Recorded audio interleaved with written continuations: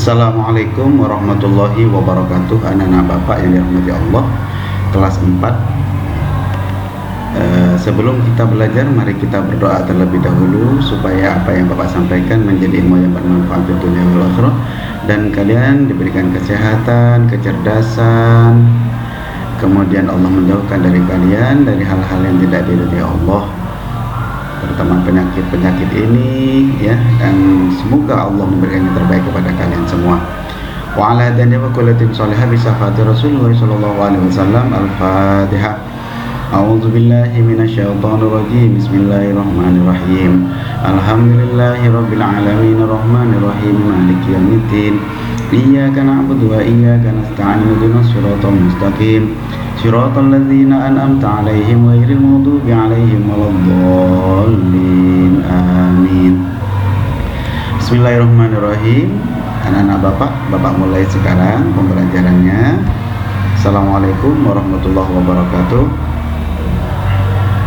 Alhamdulillahirabbil alamin. Wassalatu wassalamu ala asyrafil anbiya'i wal mursalin Sayyidina Maulana Muhammadin wa ala alihi wa sahbihi ajma'in, amma ba'du. Anak-anak Bapak, sekarang kita kepada bab awal atau bab yang keempat, tetapi ini di dalam buku Salamu tidak ada, maka ini harus dicatat dari awal sampai akhir ya, sebagai materi terakhir dari semester kedua, semester pertama ini ya. Anak-anak Bapak yang dirahmati Allah, sekarang Bapak mulai, yaitu kita sekarang belajar tentang ketentuan-ketentuan sholat.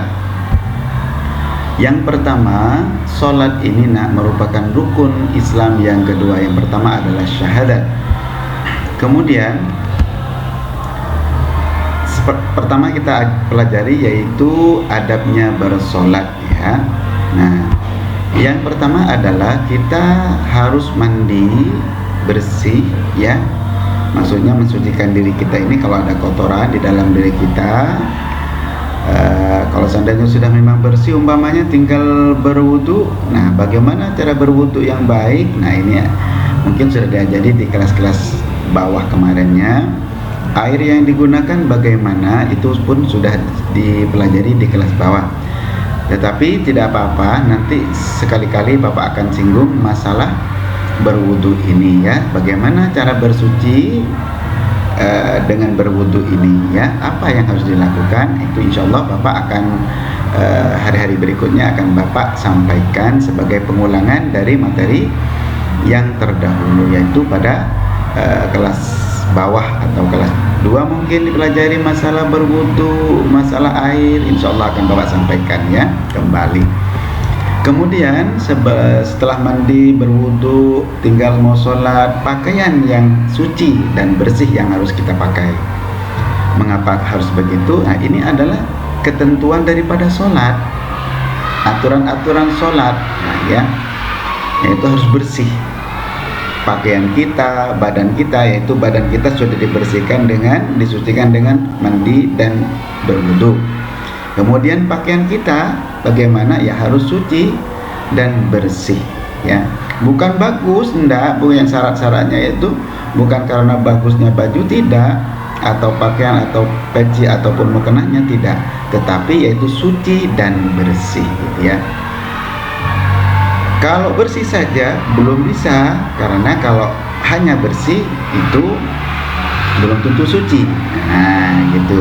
Nah itu sudah pada wudhu dan mandi tersebut sudah disampaikan oleh guru-guru kalian pada kelas bawah yang tadi. Kemudian tempat kita sholat itu harus dalam keadaan suci dan bersih juga ya. Bagaimana dengan sajadah kita, dengan karpet kita, bagaimana dengan lantainya, harus suci. Ya suci bagaimana Pak Fatur? Itu harus tidak ada najis di situ. Nah itu suci. Kan sudah disampaikan oleh guru-guru yang pada awalnya hadis ada najis muhaffafah, ada najis mutawasito, ada najis mughalladhah, ya kan ya? Sudah disampaikan. Insya Allah kalau memang masih mau disampaikan lagi setelah pelajaran daripada sholat ini, Bapak akan sampaikan kembali kepada kalian, karena ini menyangkut masalah sholat yang dipakai oleh kalian bukan hanya hari ini, tetapi sampai kalian meninggalkan bumi ini, ya. Nah itu alhamdulillahnya Bapak mengajarkan fikih kepada kalian. Kenapa? Karena ilmu yang Bapak sampaikan ini akan berguna sampai kalian meninggal, ya. Tuh. Kalau masalah bersih itu masih nomor 2. Yang pertama adalah suci, ya. Kemudian yang berikutnya sholat dilaksanakan sesudah azan. Nah, kita sudah bersih badan, bersih pakaian, suci, ya, suci pakaian, suci badan, suci pakaian, suci tempat sholat. Nah, kapan dilaksanakan sholat yang wajib ini, ya, sholat wajib ini sesudah azan. Tuh. Tapi kalau sholat sunnah, kapan saja kamu melaksanakan, silakan. Nah, gitu, ya.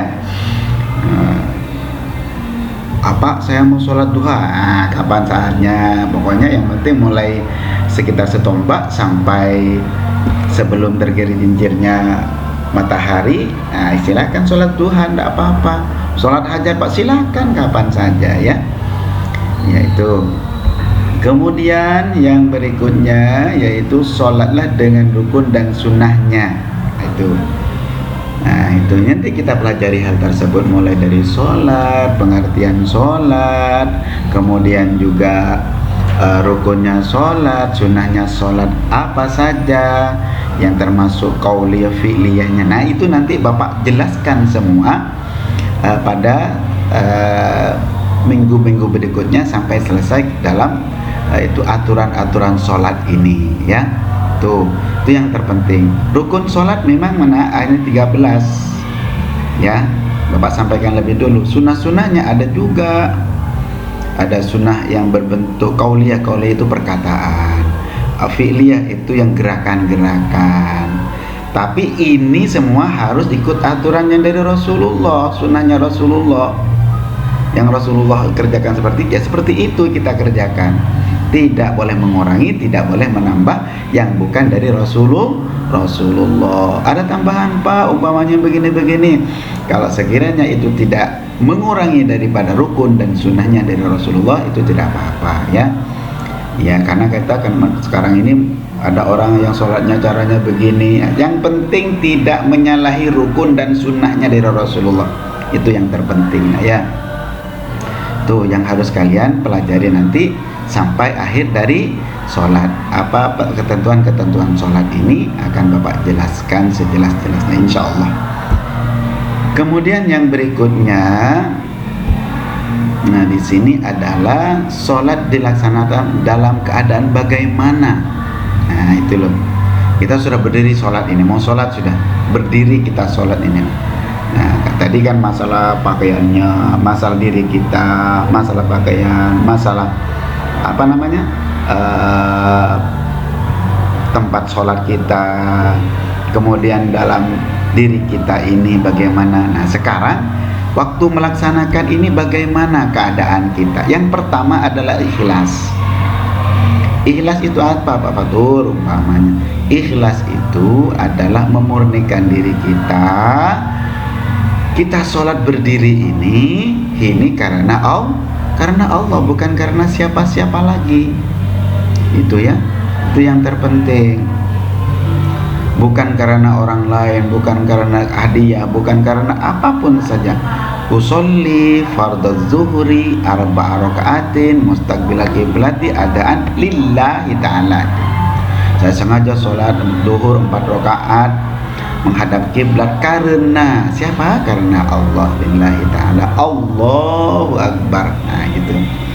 Nah ketika kita mengucapkan Allahu Akbar, letakkan sholat kita itu, sholat apa itu? Sholat zuhur. Nah itu letakkan di dalam hati kita.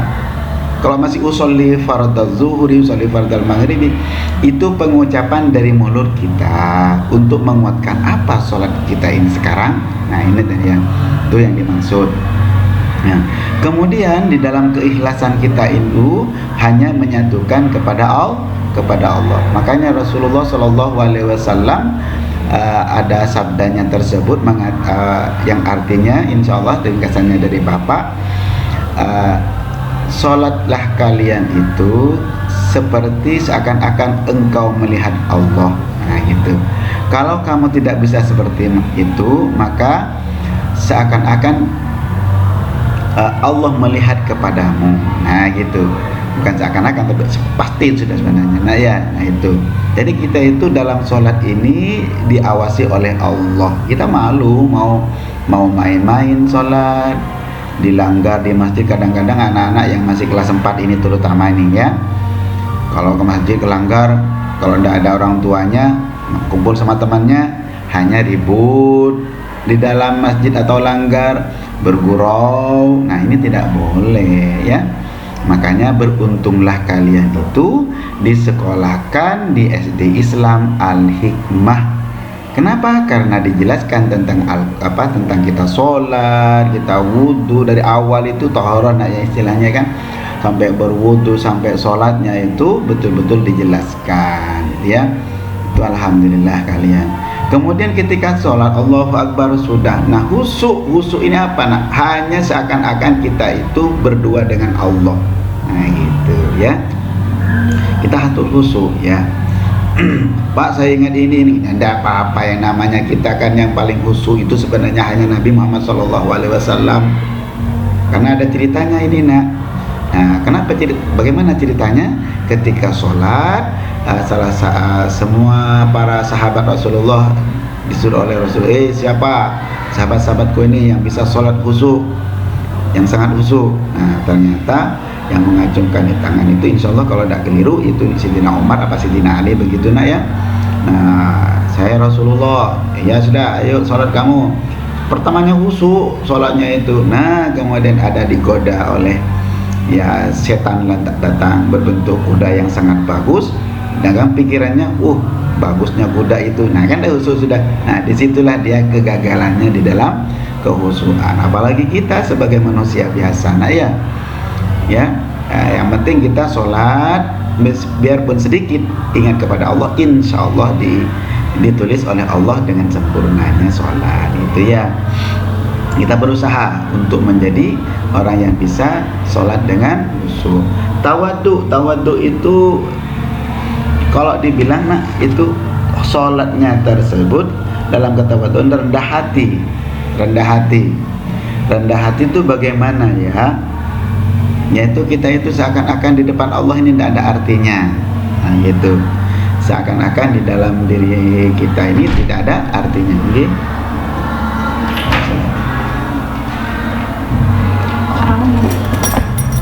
Nah itu nak ya.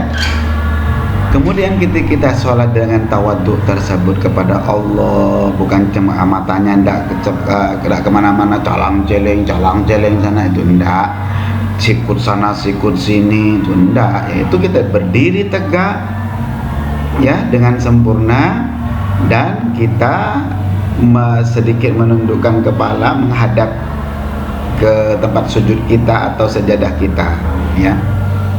Jangan mencalang-menceleng, tidak boleh. Itu tawadhu dengan tawadhu.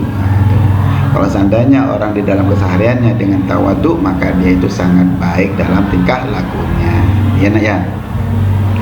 Kemudian yang terakhir untuk untuk pelajaran sekarang ini yaitu berhati lembut. Yang dimaksud berhati lembut bagaimana? Yaitu kita itu di dalam sholat Bismillahirrahmanirrahim, Alhamdulillahirrahmanirrahim. Nah tidak begitu juga. Kemudian kita meresapi arti daripada kita waktu sholat. Waktu sholat itu arti daripada sholat sebenarnya Bapak sudah buat. Untuk sebelum pandemik itu sudah Bapak buatkan arti dari mulai usolli sampai Assalamualaikum, itu sudah ada Bapak buatkan bukunya. Karena pandemik ya tidak bisa disebarkan karena ada corona ini nak ya. Sudah 2 tahun ini corona ini tidak minggat. Semoga corona ini cepat minggat, kita sekolah dengan sempurna. Nanti Bapak sebarkan kembali kepada anak-anak Bapak SD Islam Al-Hikmah yang dirahmati Allah ini, untuk mempelajari sholat bukan hanya gerakan, bukan hanya ucapan, tetapi artinya juga ya.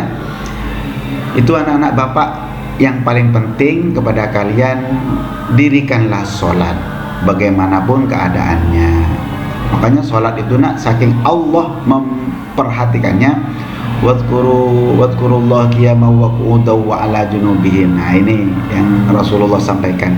Nah, yang Allah sampaikan di Al-Qur'annya. Ingatlah kepada Allah qiyaman, dalam keadaan berdiri, kalau puasa berdiri bisa berdiri, wa qu'udan. Qiyaman wa qu'udan. Ya, wa qu'udan. Dan juga duduk, tidak bisa sakit umpamanya. Nah, duduk tidak bisa duduk, berbaring, wa ala junubihim, atau dengan berbaring, ya. Itu saking pentingnya sholat. Makanya sholat ini adalah paling pertama nanti yang akan dihitung oleh Allah di dalam hisab. Apa hisab? Perhitungan. Semua orang meninggal kan setelah kiamat. Selesai kiamatnya dibangunkan dari kubur. Di kuburnya semua sudah, kemudian dikumpulkan kepada mahsyar. Di padang mahsyar nanti setelah pemeriksaan amal, paling pertama amal yang diperiksa oleh Allah melalui malaikat-malaikatnya nanti adalah sholat. Nah, itu sholatnya bagus, maka dia termasuk orang yang baik, insya Allah masuk surganya Allah. Demikian dulu dari Bapak lanjutkan pada minggu berikutnya, ya. Kurang lebihnya Bapak minta maaf. Wallahu muwaffiq ila aqwamit thoriq. Assalamualaikum warahmatullahi wabarakatuh. Jangan lupa ini semuanya dicatat, kirimkan ke Bapak catatannya, ya, untuk Bapak nilai. Demikian dari Bapak Fatur Rahman.